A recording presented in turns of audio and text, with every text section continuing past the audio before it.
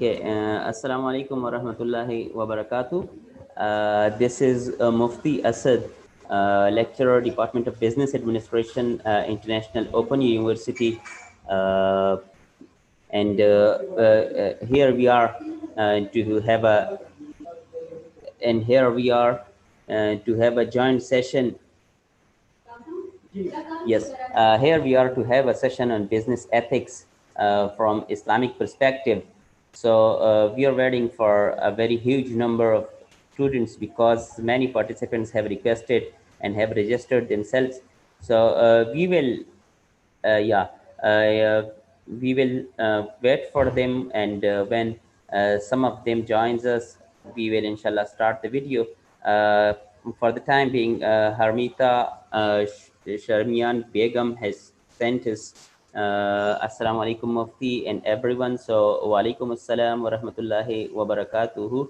And it's a pleasure that you are here on time, and let's wait for a few more, and then we will go through the business ethics and the concept of business ethics in Islamic perspective. Now, I would love to hear from you that what do you expect from this session, basically.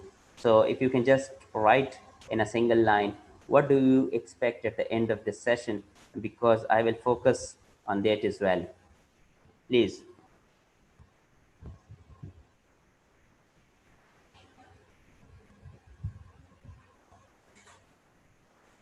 So we are still waiting, and because some of the participants are just joining and getting the messages, we are getting the messages that some of the participants are joining. So we will wait for them for a couple of minutes, and then we will start as per routine schedule, because we have our session at 5 p.m.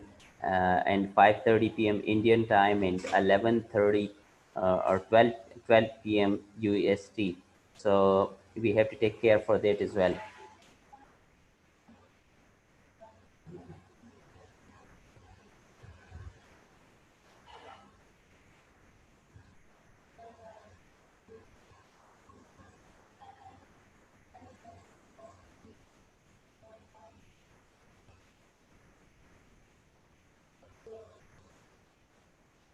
Walaikum assalam wa rahmatullah, Muhammad Iqbal, brother. Hoping you will be fine and you will enjoy the session of this business ethics.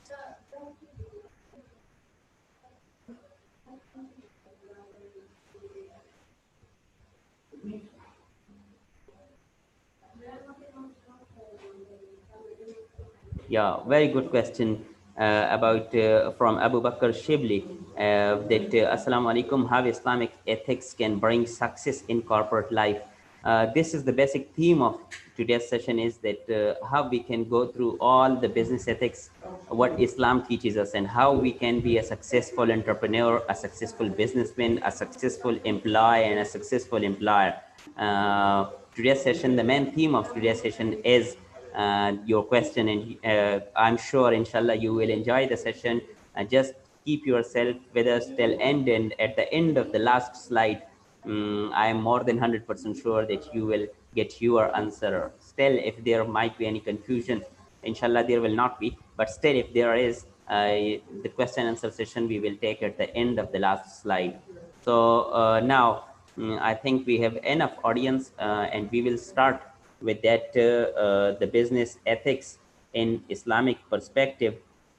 So let me share my screen, that if there is screen sharing option, and while how to handle business in the Islamic way, like our Prophet Sallallahu Alaihi Wasallam has told us. So today as well, also like we will have the answers from your question as well, that how our Prophet has taught us how to do the business, and then how we are doing it. So the basic question is that what we are doing, is it's right or not.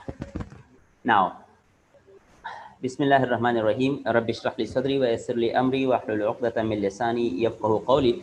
So the theme of or the pattern of today's topic is that we will have almost 20 to 25 slides, and for the first 20 or to 25 minutes, I will speak just to tell you that what are the ethics and what business ethics means to us as a Muslim, and what business ethics means to the businessman, as an entrepreneur. And then I will read all the queries from you people. I will ask, the house will be open to all of you, that if you have any query, you can just share it to you, because currently or recently I have just went through two questions that were very much interesting and really appreciated the thinking of both of you. So there should be many questions in the minds of all of you, and I'm here to answer you, inshallah. Starting with the name of Allah, the topic is business ethics and Islamic perspective. So I'm lecturer in the Department of Business Administration in International Open University. It's www.iou.edu.gm. The details of courses, everything can be studied at the website, which is already in the logo of this university.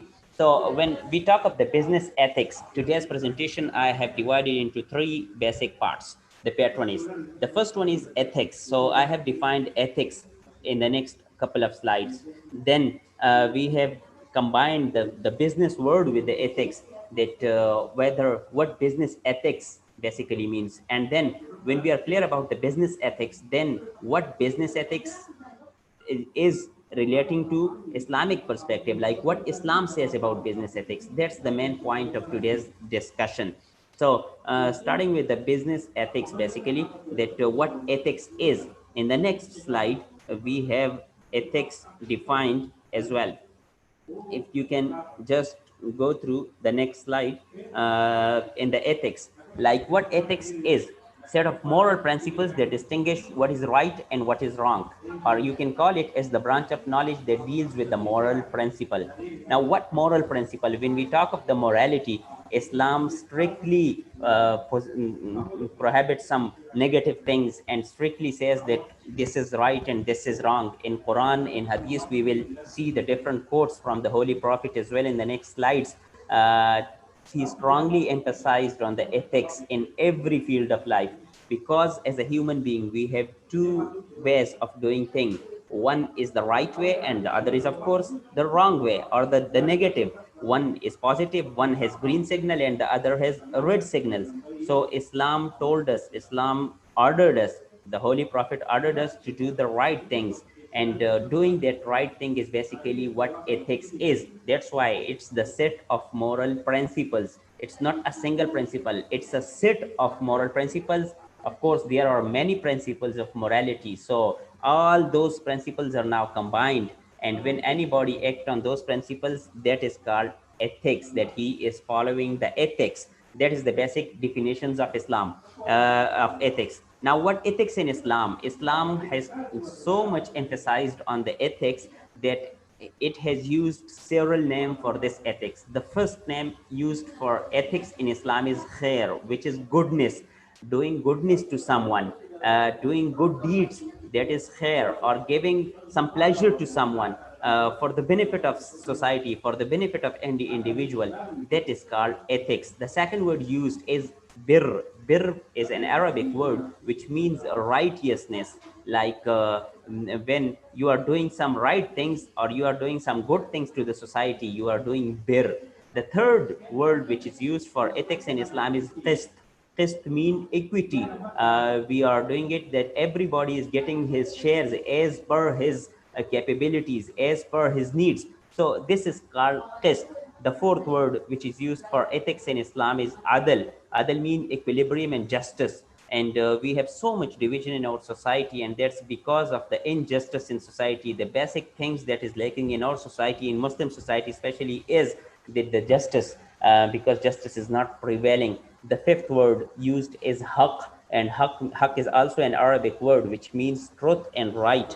And the last word is maruf. Maruf means known and approved. So in a nutshell, like in this slides, what I wanted to deliver and what I wanted to convey to all of you, that Islam strongly emphasizes on ethics. If someone says that I want to follow ethics, but in Islam I do not find anything relating to ethics, he might have very shortage of knowledge as well and shortage of information, because Islam has strongly emphasized on ethics with different names, and those names have been described in these slides.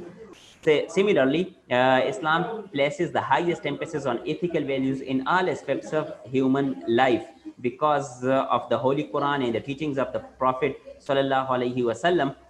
He has said that throughout the Holy Quran and numerous teachings of the Holy Prophet, and here are some quotes, because in the first hadith he said that you are the best people evolved from mankind, enjoying what is right, forbidding what is wrong, and believe in Allah. In Quran, fourth part, in Suratul Al Imran, Allah Ta'ala has said that kuntum khayra ummatin ukhrijat linnas ta'muruna bil ma'ruf wa tanhawna 'anil munkar wa tu'minuna billah. Like you are the best of people, evolved for mankind, enjoining what is right and forbidding what is wrong, and believe in Allah. Similarly, the Holy Prophet has said, I have been sent for the purpose of perfecting good morals, like إنما بعثت لأتمم مكارم الأخلاق.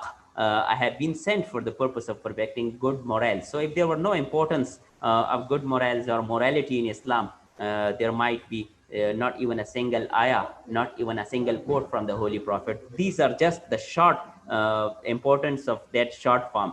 So once we decided and once we are agreed about the ethics, that what ethics is, then we are combining the second word of our today's presentation or today's title is business ethics. Now, what business ethics means to us and what business ethics is, that's why I have given just a single slide to add that business ethics are the same moral principles that guide the way how a business behave, how we are doing a business. Either we are an entrepreneur of a small scale or we are entrepreneur of a large scale. If we are a businessman in a startup, if we are a businessman of a well-established venture, we have to take care of the morality. We have to take care of the moral principle, and that moral principle determines an individual's action. Like if someone is a good person in individual capacity, in businessman, he should be a good businessman as well. She should have the capacity of what is doing what is right and forbidding from what is wrong, and just he has the capability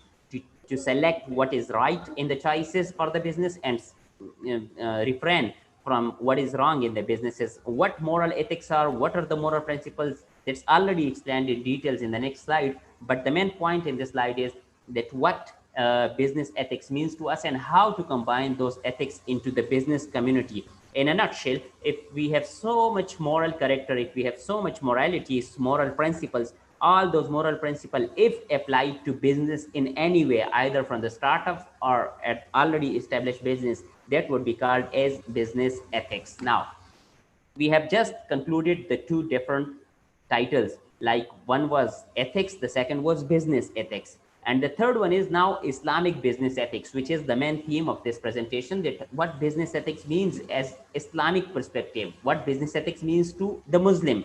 So here I have defined Islamic business ethics is that the practical elements of managing ethics within the organization that a business leader can use, offering the framework of an overall Islamic ethics of model for an organization to adopt.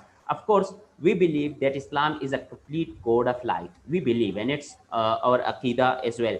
So if when we say that Islam is a complete code of life, that automatically means that we have all the solution of all the problems of all the actions what we face in our life, right from the birth of a child till the death of human being.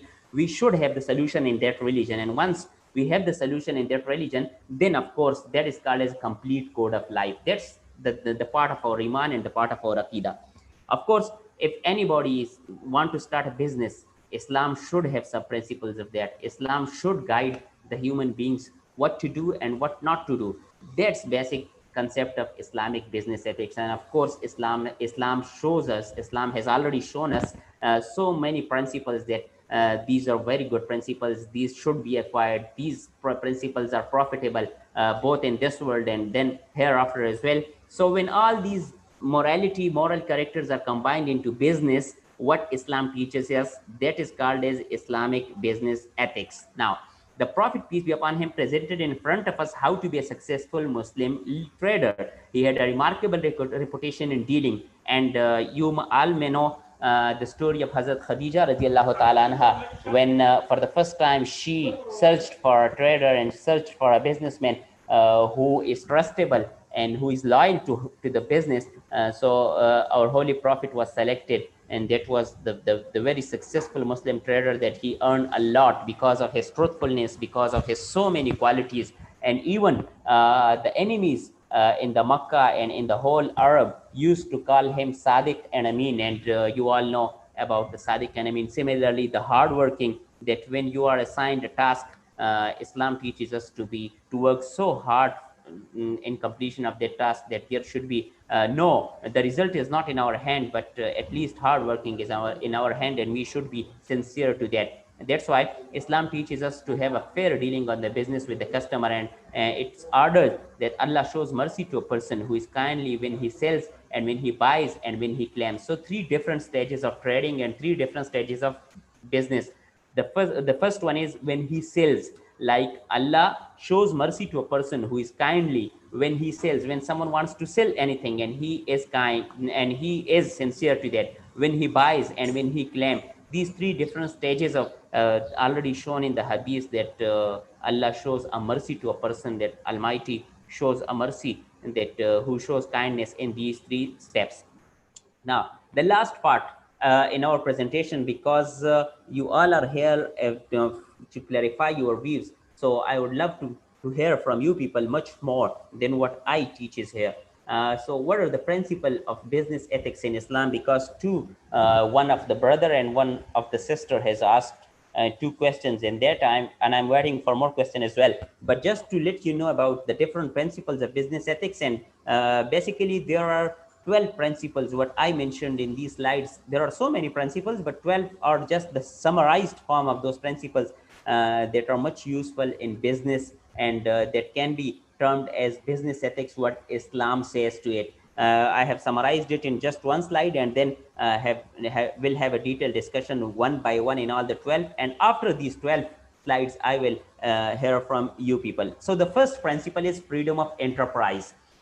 Freedom of enterprise means that everybody is free. What he wants to start an entrepreneurship as an entrepreneurship activity, what he or she wants to start in a country, but with two conditions. Everybody is free to start and set up any business with two conditions. The first condition, if that is allowed as per Sharia, that is the first allowed. If anybody want to start any business, but Sharia says that no, it's not allowed, then of course that would be not allowed as per the Sharia principles. So any activity, any entrepreneurship activity, any enterprise that violates the rule of Sharia, that's the top priority. That is not allowed in Islam. And the second is that any enterprise which is forbidden by the government of that country. Like there are many things which are allowed as per Sharia, you can say it, but government has forbidden it, dealing in that, so that is also not allowed. So freedom of enterprise means that everybody is free to set up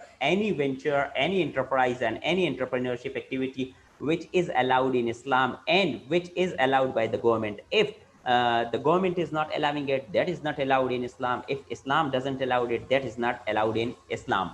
The second point is trade through mutual consent. Like if there are two people and one person want to sell something, then of course the second person should be willing to buy. Like that's not a compulsion that he should buy it, but coercion, and which is also called in Arabic ikrah. So la ikraha fi din. In Quran Allah says la ikraha fi din. So the same la ikraha fi business. Like when you're doing any transaction, there shouldn't be any coercion in that. Everybody is free, everyone has its consent, and if anyone wants to sell, he is free to sell it. If anybody wants to buy it, he is free to buy it. No compulsion on that. There shouldn't be any compulsion, any coercion that you should sell it on me and you should buy it from me. So the second principle of moral character is trade through mutual consent. The third basic principle, which is very lacking in this situation, and I'm very frank and very honest with all of you, this third quality of moral ethics is right now in the business sector that is very much lacking, but we are hoping that the revival of that Muslim society, the truthfulness in the business transaction, because Islam encourages truthfulness, and the Prophet, peace be upon him, said that truthful merchant is rewarded and ranked on the day of judgment with prophets, martyrs, and pious people. Because if a businessman is true and has this quality of truthfulness, he will be rewarded as martyrs, with pious people and prophet, and that is actual the successes. The success in this world is just temporary. The success hereafter in that world is much more important to all of us. So truthfulness in business transaction. The fourth, which is also very much important, is the intensity to earn legitimate earning. Because Muhammad sallallahu alaihi wasallam, our holy prophet, has said that إنما الحلال بين إن الحلال بين وإن الحرام بين وبينهما أمور مشتبهات لا يعلمهن كثير من الناس. Both, everything is defined for the human being, what is halal and what is haram. So you should earn everything on legitimate earning. Like there are so many things with my brother, but I can't sell it without the permission of him, because the Quran has said, "Ya ayyuhalladhina amanu la ta'kulu amwalakum bainakum bil batil." That oh people, mu'minin, don't take your brother's assets without his permission, through wrong deed, through wrong way, because to have some earnings. And this is called the legitimate earning and illegitimate earning. So Islam strictly says and strictly orders to have some legitimate earning on that, because leave what makes you doubt for things that do not make you doubt. The Holy Prophet has said us and clarified us that if you think that this is something like ambiguous and I'm doubting that, leave it. Leaving it is much more better and much more secure than doing it. So I have shared a couple of hadiths here and already told you the Quranic verses in the last slide.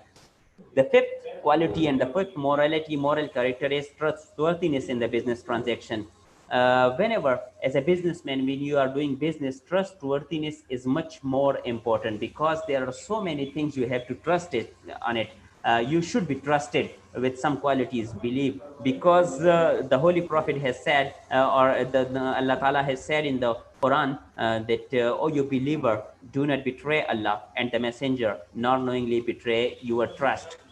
Because trust is the basic things of any business, and whenever you betray anyone, you will never be trusted again. That's the basic quality of businessman, and if anybody lacks this quality, he cannot grow, and he might start growing, but just on temporary basis, not on permanent basis. The sixth quality is the fair treatment with the workers. Like, not importantly you are a worker, there are so many cases. You might be employer, you might be employee, you might be at any capacity in a company, you might be the owner of that company. Now, how to deal with that? Your own workers, just treat them as your family. They are the family members of you. They are working for your success, they are working for their earning, for their feeding of children. So the fair treatment to the working workers is much more important quality, which is also lacking behind. There are so many issues due to COVID-19, but anyhow, this quality is lacking behind currently in our society, especially in the Muslim society. The Holy Prophet has said that the wage of laborer must be paid to him before the sweat dries upon his body. That's very much important quote for all of us, for today's businessmen and for today's entrepreneur. The seventh is not to deal in the prohibited items. Like in we have so many items that is prohibited in Islam. Like we have wines, different types of wine. So Islam prohibited us to deal in the wines, to deal in anything that is against the Sharia. That's why in the Quran, the Holy Quran, Allah Ta'ala has said that prohibited to you did meat, the blood, the flesh of a swine, and that on which name of other than Allah has been mentioned. Similarly, the business of the pig, that is already prohibited for all of us. So we are not allowed to do such businesses. That means that not to deal in the prohibited item. There are so many items that are allowed. So if we are not doing any prohibited items, we can do those items that is allowed to us. That's why the seventh quality is not to deal in the prohibited items. The eighth one is sale of al-gharar. And al-gharar mean uncertainty, risk, and speculation. If there is some uncertainty in any transaction, Islam prohibited us not to do it and not to conduct and not to even involve in it, like anything that is on risk. Gharar can be defined as uncertainty, and in a simple example, if as an entrepreneur I am selling some birds, and those birds are not in my hands, like there are so many birds flying in the air, and I just sell it to Mr. ABC, that those birds that are flying in the air, I'm selling it to you, and he accepted. So anything that is not in my possession and that is uncertain whether those birds will be caught by me or not, that is not allowed. The sale of the transaction of those commodities which is not in my possession and which is uncertain, that is not allowed as per Islam. Similarly, ihtikar, hoarding of the foodstuff, that is strictly prohibited. There are so many people who are just depriving of basic needs, depriving of, they're just dying of their hunger, but still we are hoarding our food stuff. Islam strictly prohibited that, because the Holy Prophet has said that in Abu Dawood, no one hoards but the traitors, the sinners. The sinners only hoard the food, otherwise no one heard. That's the basic orders for us, and the basic teachings for us. The 10th and the third last quality, which in my slide, is the swearing, the qasam. Swear means that if anybody want to sell something, anybody want to buy something, and he just starts swearing as per his habit, that he or she wants that his items might be sold much quickly when I swear on it, or I will buy it when I swear an idea about the price of it, about the quality of it. And that's very much common in our society as well, that whenever we want to sell something, whenever we want to buy something, so we just swear on it, upon the quality of it and upon the price of it, although that is wrong. So the Prophet, peace be upon him, said that swearing may persuade the customer to purchase the goods, but the deal will be deprived of Allah's blessing, and Allah's blessing means barakah. So barakah will not be there, although your items will be sold, but the barakah in that price items and the price money that you will get, that will be deprived. The second last quality is giving short measures. These are basically happening in the small shopkeepers. When you are taking or you are purchasing something, you just take, when any businessman takes it with a full measure, but when you are just selling it, so you are selling it with short measures, and you are just weighing it for your own result. That's a very bad habit, and Islam has strictly prohibited us. That's why Allah Almighty has repeatedly commanded exactitude in weights and measures. One of the verses said that, and give full measures when you measure, and weight with a just balance. That's the best and the best in result. In Suratul Asra, 15th para, Allah has given us that to have full measures when you measure, and weights with a just balance. That's the best and the best in result. Now, the last, which is somehow common in our society, is dealing in the stolen goods.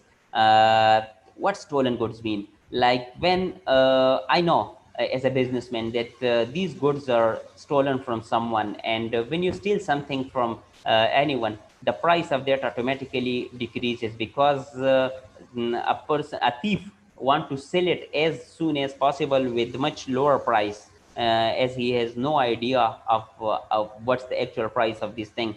So dealing in stolen goods, when you are 100% sure that these goods are stolen, and some from some owners, so this is not in our capacity and not in our ownership, not considered in our ownership. So these are prohibited in dealings in that. And the Prophet, peace be upon him, made the person knowingly buying a stolen commodity to a partner is a crime. And he said, the one who knowingly purchases a stolen good is a partner to the act of sin and the shame. And Kanzul Mal, he has just, the hadith number is given, that anyone who is sure that what am I buying and what am I selling is a stolen thing, so he is considered as a partner to the act of sin and shame. May Allah forbid from all of these bad habits, and show us the right path.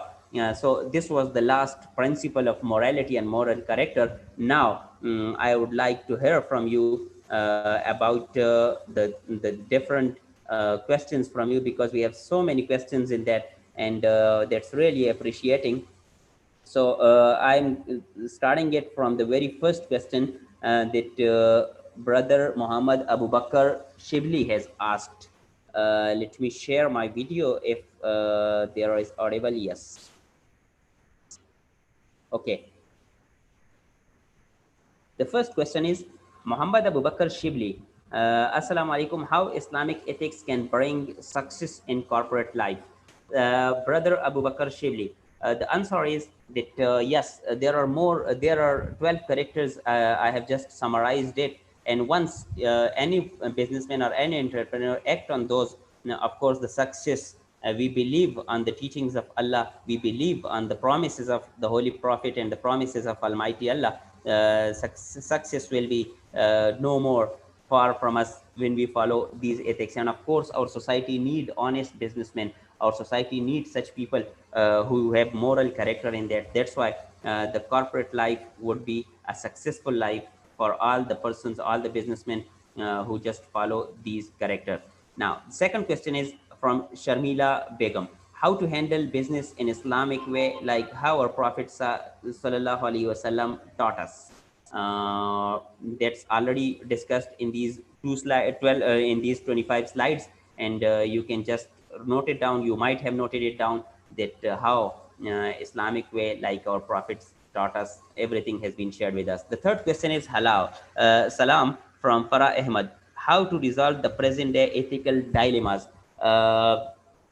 Now, that's very important question. How to resolve the present day ethical dilemmas? There are so many issues in our society, and some ethical dilemmas are there in our society.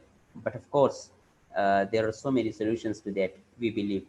I think the 12 characters I have just discussed it with all of you, including myself. If I start working on it right from today, and you start it right from today, right from now, from this time, just see that how we can change our society.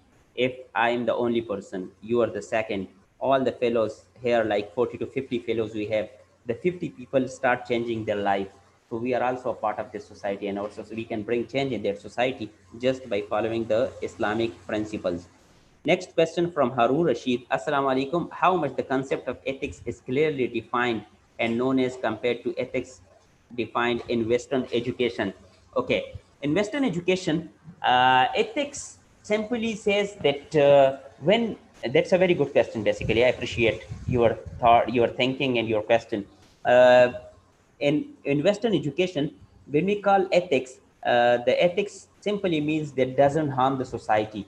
So if you are not harming any society, if you are good to the society, you will be called like ethical person. But regardless of that, the Sharia, regardless of Islam, regardless of the religion, what teaches us. If, like, I'm giving you an example, if you are just selling wine to a society, to the members of the society, and the society, the Western society also needs wine bottles. So in Western education, you will be called as an ethical person, an ethical businessman, because you are not doing harm to any person. But in Islam, you should be you are not considered as ethical businessman, as ethical entrepreneur, because you are selling someone, you are just promoting anything that is not allowed as per Sharia. So hoping you have got the basic answer to that. Mr. Harun Rashid has asked a second question. Salam, how can we truly implement the real concept of ethics defined by Islam in a modern justice system? So starting from our own self, that's the basic concept, and that's the basic idea of how to change our society. If I am changed, so that automatically means one person in my society has changed. If you are changed, from right now onward, the second person is changed, and then the third one, and then the fourth. So we can bring the change from our inside and then to the society. That's the basic key. Yusuf Chaudhary has asked, I want to know about halal trading in stock market. That is out of the context of that, but yeah, Mr. Yusuf Chaudhary, there is KMI 30 index, and in which the Sharia compliant companies are listed, and you can invest in that. Otherwise, there are so many options in stock market as well. We can have separate session on that. Mr. Harun Rashid has asked the third question: Is the consent is the consent bound in every circumstance, and is there any exception? Yes, consent is bound in every circumstance except the minor. When you are dealing with a minor person, So the consent of minor is not compulsion. The concept of his guardian is compulsion. Like consent, you have to take the consent from the guardian, because minor is not so much understandable and doesn't know about the business ethics. The fourth question by Harun is the absence of barakah due to lack of trust? No, not only due to lack of trust. It's the swearness, the qasam, because when you are just betraying inside the business, the Holy Prophet has said that your thing will be sold, you will buy it much quickly, but there will be no barakah in that. So there are not only a lack of trust, but so many things. All the moral principles, if anyone of the 12 moral principles are there, there will be no barakah in that.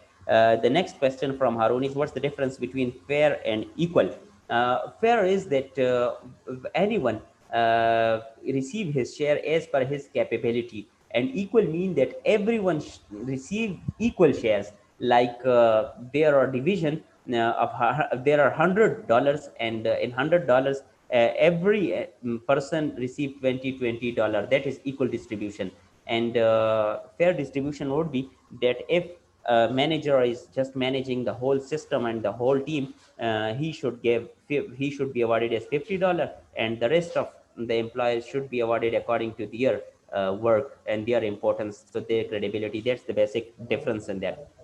Next question is, what's the difference between no, Sharmila Begum, what about online businesses that are trending right now? Sellers and buyers do not face each other, so the mutual consent is still vague, and this situation considered a good transaction in Islam? Very good question. Yes, if there are online seller and online buyer, the acceptance either verbal, either through email, that would be considered as the consent of both the seller and the buyer. So mutual consent doesn't mean that face to face and they should know each other and they should face each other physically. Just passing through social media, through YouTube, through Facebook, that's enough for them. Next question is act of God included in it, sir? In what? Act of God in what? So that's a bit confused. So if you are clear about that, you can just clear the call. Like if businesses are online, there also can be shared consent. Yes, that can be shared. I already discussed. Does the swear means I sell this for Allah's sake? And the buyer replied, I bought from you for Allah's sake. No, that doesn't mean. Swear mean that I am selling and I swear to Allah that I bought it on $20, and actually it wasn't bought on $20, it was bought on $15. That's swearing. The next is, you mentioned that if a certain business is not acceptable in country and allowed in Islam, we cannot do the business. Please explain it again. Okay, Islam also teaches us to follow the government instructions of any country. So that's why we have to follow the government instructions as well. As per Sharia, many things are allowed. Like if in case of the cloth business is allowed in Islam, if anybody wants to sell or start the business of cloths. But if you want to smuggle that cloths through illegal way from one country to another, then that is not allowed as per government rule. You cannot do smuggling on border without the permission of the government. Just bring it through legal way and then start business. That is allowed both through government sector and both in the Sharia way. That's what I mean to say that. Okay, Farah Ahmed has said, they asked that, is there any ethical and decision-making model which Muslims can implement to resolve the dilemmas? Yes, there is a model, and the model is that so many traders in the Sahaba Karam at the era of Khulafai Rashidin, we can just follow any one of that model. We have the same model right from the 1400 years before, and we should follow that to have the positive image of Islam and to have the good society as per Islam teaches us. Okay, the next question is, can we have business partners who are non-Muslims? Yes, we can have, because that's already done in the earlier era of Islam, because Islam was not so prevalent. So many partners we have in our, the Sahaba Karam had in their business in the start, and then when the Muslims community prevails and the Muslims got in huge numbers, then the partnership just was widened. But now it's allowed. If you have any partner in Islam as a non-Muslim, that is allowed. The business is totally allowed unless and until the commodity is allowed as per Sharia. Next question is, what about buying goods from non-Muslims? Yes, what we live in multiracial countries and there is no option for that. That's totally right. If the commodity and if the good is allowed as per Islam, if you are buying anything like wine from the non-Muslims, so that is not allowed. But if you are buying cloth, you are buying food from the non-Muslim, the food that is allowed as per Sharia, then that's totally fine. Okay. Yusuf Chaudhary has asked, is investing in insurance company halal? No, that is not. Okay. The Nasira Nekhat has asked, is it permissible to sell clothes or things on which pictures are made? Uh, Pictures are made if the full body pictures are made like a human being that clearly indicates it's he or she or it's a human being, then Islam prohibited that. But if just a cartoon type is there, then that is allowed. The next question is Sayyid Munawwaruddin. Is there any Muslim organization who can invest us to start a business? No. For the current time, like there is no such Muslim organization, but investing, you can start investing from your own pocket. Like it's not necessarily you should have $100,000. You can start from $100. You can start from $150. The minor business you can start, and then you can see the barakah by following these all the 12 principles that is already shared with you and that is already taught to all of you. So just go through that, and we are done with the question and answers. So if you have any question or anyone, we have just 10 minutes left in the session. I will be waiting for the next question if there is. Otherwise, if there is no question, we will leave the session and we will end. But as there is no question, so these 12 principles are explained here. And okay, Jazakallah, but I need one. So Asraf Fatma, what do you need? One. Can we have business partners as non-Muslim? Yes, I need one. You can have non-Muslim as a partner. Okay. There's this platform is from International Open University. Then there are just few days left in the admissions in the business administration department, and we can have, as I'm teaching the business ethics subject, so we can have very fruitful discussion in that once you get admission in that. And I am strongly recommending it, not because that university is paying me, but the subject is very much interesting and there are so many subjects in that. Okay. Yusuf Chaudhary has requested for a video about halal trading in stocks. I will share it with you. And because I have done a session on stock market investment just a couple of weeks before, so I will share it with you after this session, inshallah. Salman Hassan has said that I have two shirts which have tiger on shirt. What can I do with that? You can just paste something on the face portion of the tigers, and the rest will be fine of that. Like you can even omit the face. The rest of the body is fine, but the face is not allowed to be printed in it. Okay. What about skulls on the shirt? Can we use it? Skulls are something like different ulama and different scholars have different opinions. I think it's not preferred to use such thing. If you have some good pictures, if you have some good things on t-shirts, on your clothes, why not to use that instead of using skulls? Actually, it defines the personality as well, to be very sorry with that. Okay. What about agriculture that uses chemical product as fertilizer, and after harvesting they sell it this right way according to Islam? Yes, if the product is halal, then that is totally fine. And if that is fruitful to the society, that is not harmful to the society, not harmful to the human being, then that would be called as ethically correct as well.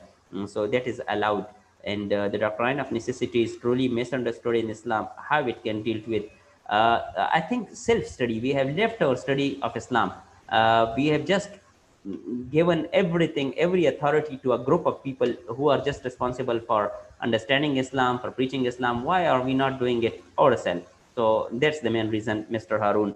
For Ahmed has asked, I'm asking about a flow chart or a step-by-step model for decision making. Yes, there are there are different models, there are different research papers in that. You can search it on Google, but all the details can be taught to you, all of you, can be discussed with all of you in this course, which is called business ethics. And business ethics is a full-fledged semester course that is taught in the International Open University in BBA, Department of Business Administration. And there are so many confusions in everyone's mind. And inshallah, after studying this course, you will be able to clarify all your queries, and you will be able to start a business, inshallah, according to the morality. If you have business guts and business skills, according to the moral principles of Islam. And yeah, so there are few days left. And okay, just want to find a solution for them. I understand that I cannot use them. Don't want to give them to the Muslims as well. Yeah, you are free to do that, whatever you want to do. But my point is that just few days left in the admissions, and we are about to close the admissions, and we are about to end our session as well. So everybody is invited to just take this course, and you will, inshallah, find it very interesting, very fruitful. You can share your questions with me. Then live, we will have a live sessions as well in the course. The last question I will take is the imaginary t-shirts. I will change their images as you have suggested, inshallah. That's very good. Thank you so much. So it was nice talking to you, and it's a pleasure. I will share my experience with you in the whole semester, inshallah, and may Allah bless you. Let's go through the last slide, and then I will, inshallah, finish and leave the session. I pray for all of you, and hope to have a good future ahead, inshallah. Stay blessed, and jazakumullahu khaira. Nice to be with all of you. Jazakumullah.